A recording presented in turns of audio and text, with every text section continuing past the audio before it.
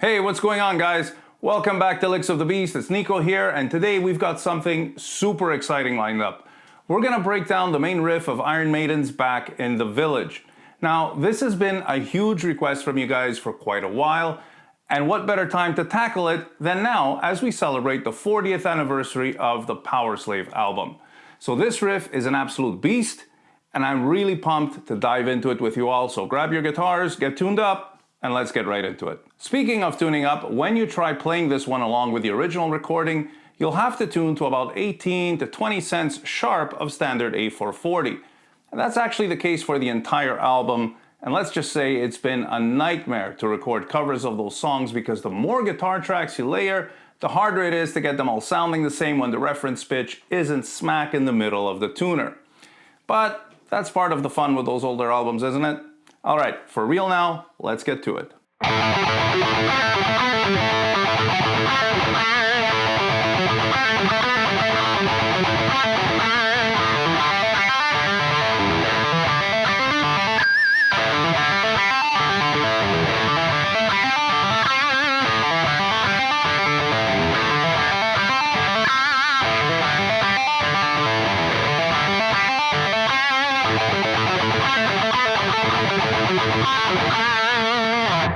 This just might be one of my very favorite Iron Maiden riffs. It's got amazing energy, it sounds killer, and it's so much fun to play.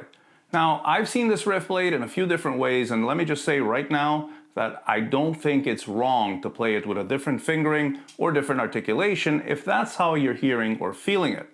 That's actually how many guitar players develop their own styles, by learning things the way they hear or feel them, rather than trying to copy the way the original was played. So if you want to play it like this,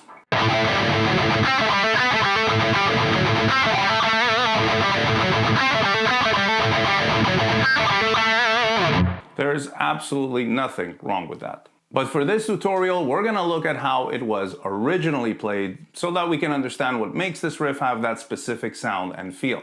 So let's start with the individual notes, and then we'll look at the finer details like picking and muting. So the entire riff is played on just the A and D strings in the 7th position. The open A string is the pedal point that you'll keep going back to.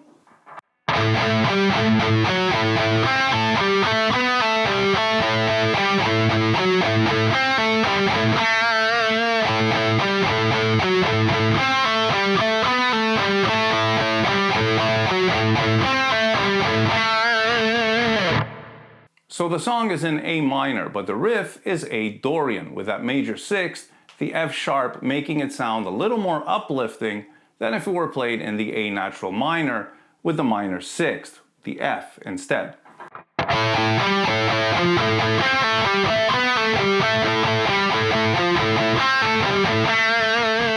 That doesn't sound quite as good, does it?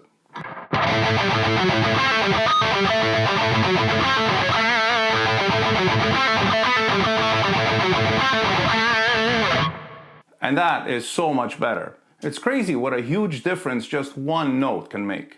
This riff is all alternate picking throughout, except for two pull-offs on the D strings. Now the two notes you're going to pull off to both happen on the upbeats, so you'll want your next picked note to be a downstroke in both cases. That'll ensure continuity and fluidity and keep you from getting tied up as you repeat this pattern multiple times.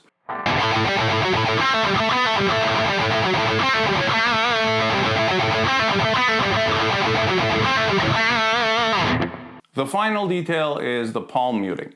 Now this is one of those things that you mostly have to just feel because it varies from the lightest muting to just keep the notes tight at the beginning to a little heavier muting on the in-between notes, and then it loosens up again a little. That takes us to the break section. Now this part is all hammer-ons and pull-offs, and it's a really cool contrast to the choppy main riff. It also has this circular pattern of ascending, descending, and ascending again, so it creates a kind of a hypnotic loop.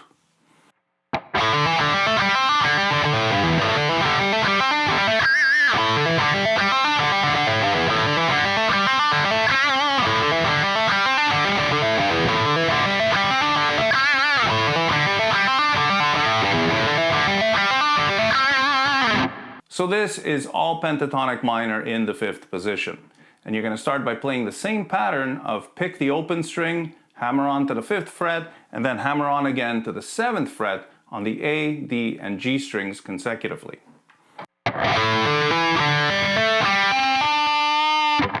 Then you descend, starting with the D string. Pick the open string, hammer on to the 5th fret, and then pull off to the open string again. Then the next 2 strings, you just pick the fretted note and release to the open string. 5th fret on the A string, and 3rd fret on the low E. So far we have this.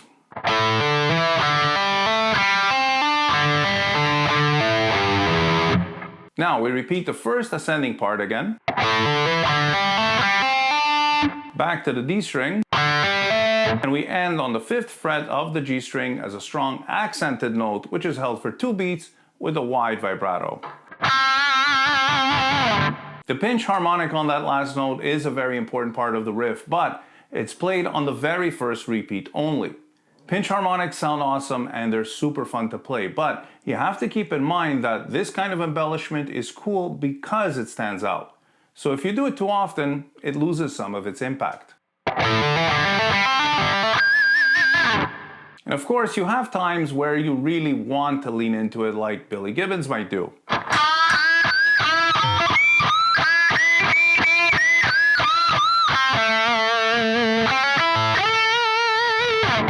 Or in some cases, that harmonic is intended to be a recurring sound in a riff, like the one John Christ played on the song Left Hand Black by Danzig.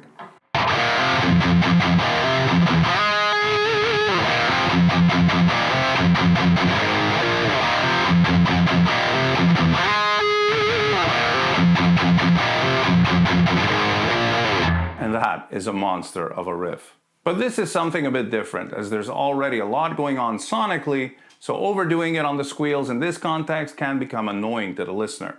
So you do it once, make it exhilarating, and then you try to hit the next ones either dead on or with a slight pinch, just to vary the pitch a tad.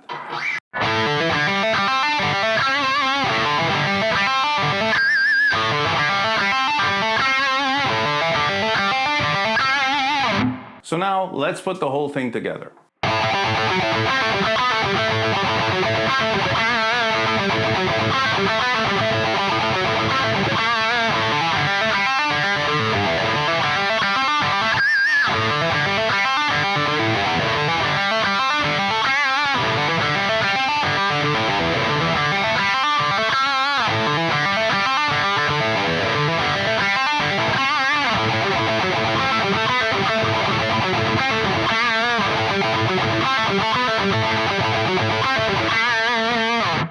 Now that you have the riff to back in the Village down, I want you to get more out of this than just being able to play it along with the record over and over again, even though that's a ton of fun to do.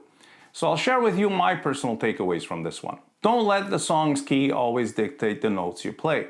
The song is in A minor, but if Adrian had stuck to the A natural minor scale, that F natural would have made the riff sound a bit dull. When you're arranging guitar parts for a song, it's good to vary between tight staccato parts and slightly more fluid legato parts to keep things dynamic and interesting.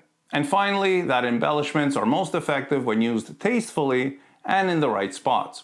And just what those spots are or with which frequency they should recur all depends on what it is you're playing and what you're trying to accomplish. If you have a different takeaway from this riff, or if you have any questions, please do share that in the comments. I always appreciate and value the conversations we have on this channel, and it's always great to see that the heavy metal community is strong and united, and that the stereotype of heavy metal musicians being standoffish, elitist gatekeepers is utter nonsense and absolute bullshit.